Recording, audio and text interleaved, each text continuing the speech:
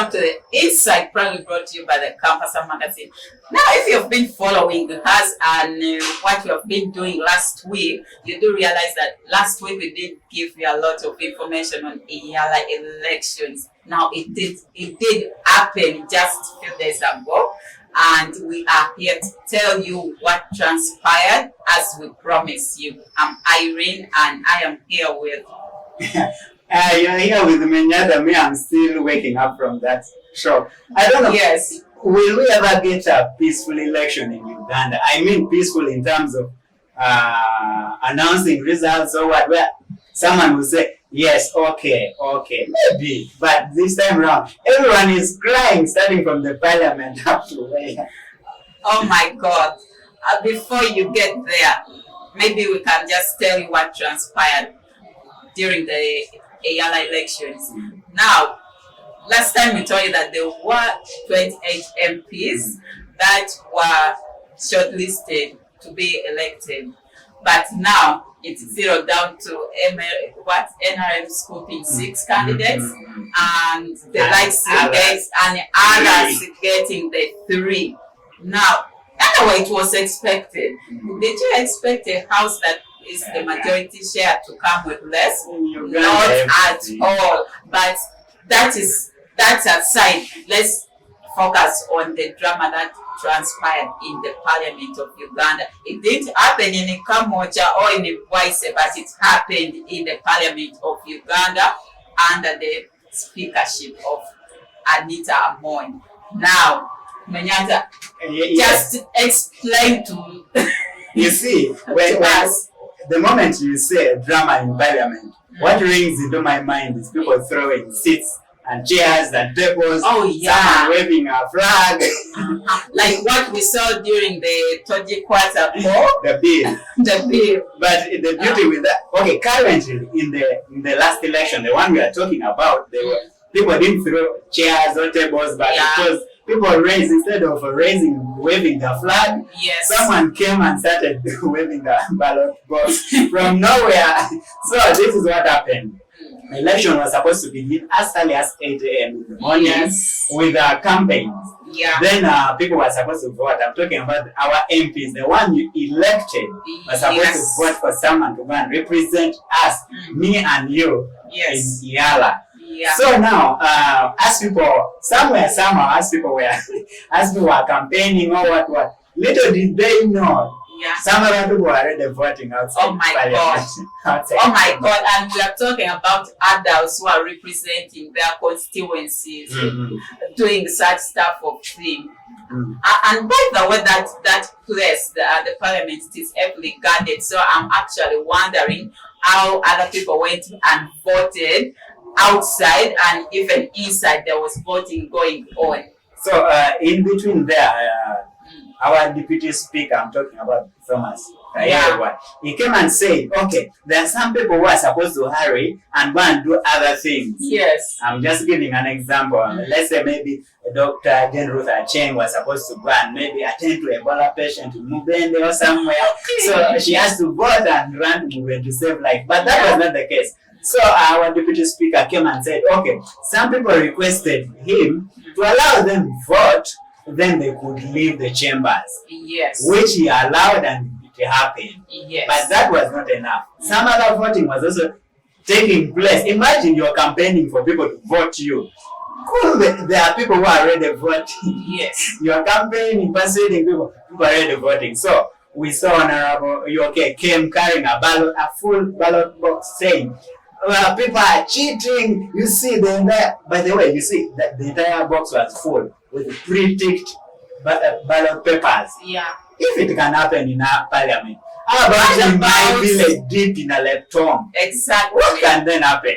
Like what we saw in the recent by-elections all over, there was aspects of vote rigging, ballot ticking, pre-ballot ticking, all that stuff did happen. And it makes us ask ourselves, when will we reach where we can proudly say that there's democracy and my vote counted because it is the result we have received? When will we reach there? We shall get there when you subscribe to the Campus Magazine and you get the exact information you need to know for your parliament, for the betterment of your life. Information is key. If you don't have sources of information, you'll be left in the darkness. Yeah, sure. But Menyaja, before we leave this scene, let's talk about the presidential address on Ebola.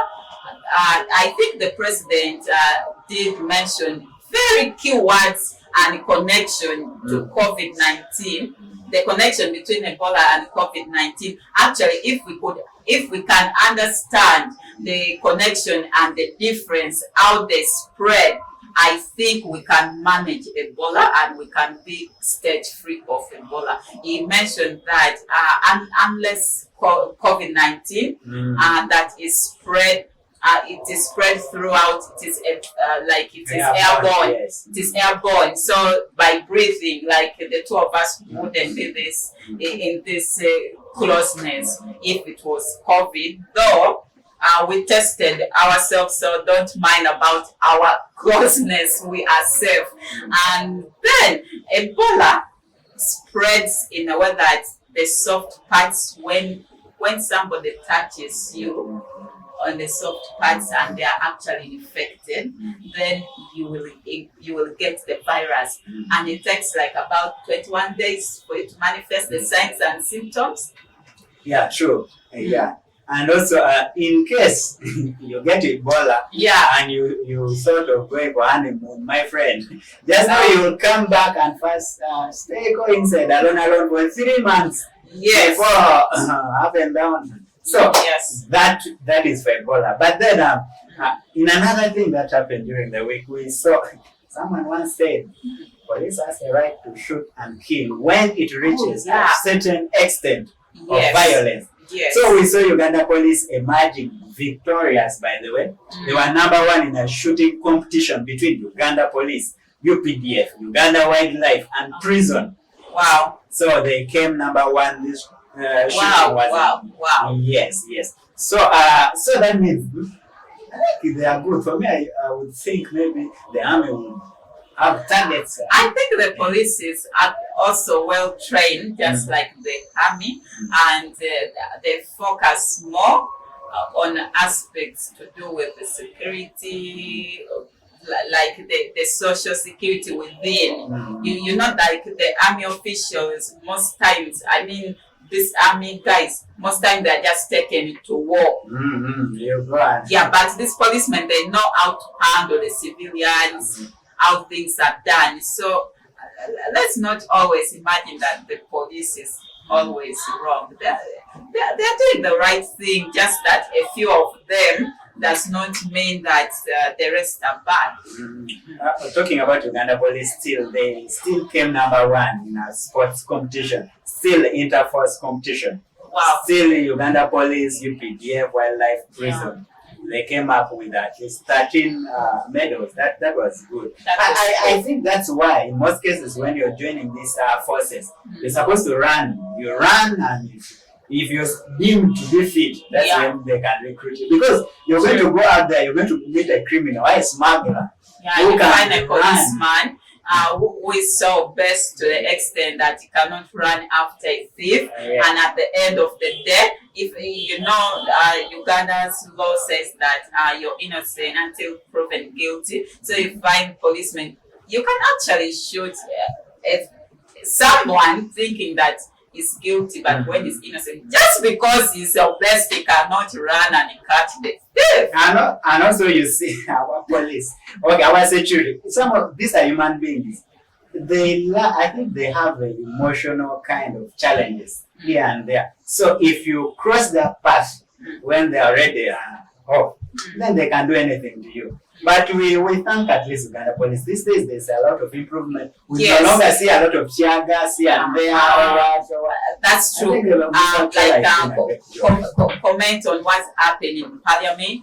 That policeman actually must be a very he respects himself, is responsible. Because me, I wouldn't imagine somebody slapping me on duty, and with due respect, I am calm and obedient. and I just allow whatever is happening to happen. Yeah, that I think that was professionalism at work. But also our MPs, okay, they should at least, these are human beings. So you just don't go and embarrass them. Okay, we know there is something maybe. Okay, if you know there is something which is wrong, try and get a amicable way of resolving it instead of going extreme. Now imagine what if the guy had pulled the other short thing and pointed at the guy. So a lot of drama in our parliament. This 11th parliament, I'm so happy for it. I think a lot of things are going to unfold. But then, before we sign up, remember you're watching the Insights, and we are probably sponsored by Fine Finishing. And yes, and remember, we just wrap up. Maybe we can wrap up one or two, of course. In sports, we are seeing Arsenal beating Tottenham. Those guys are in high gear. So the noise we have been hearing, it is from the Arsenal fans as usual. Since the noise is not about to end because they're topping the table, and we are seeing also Manchester City playing with Manchester United. Other games are there. Yeah. And locally we saw cases playing with Wakiso Giants. We are seeing Mokelo coming back from Algeria, Paradu. Played that game. A lot of games here and there. So that's it at least. Okay, now guys, do remember to catch us all the time on YouTube by subscribing, because we are always there to give you information just how you want it, because we shall not get tired to tell you that information is necessary. You need to be entertained, you need to be informed, you need to be encouraged and inspired. But we can only do that if you subscribe to the Campus Magazine and leave a comment for us, and we shall get back to you. From me, Irene, from the bottom of my heart, bye.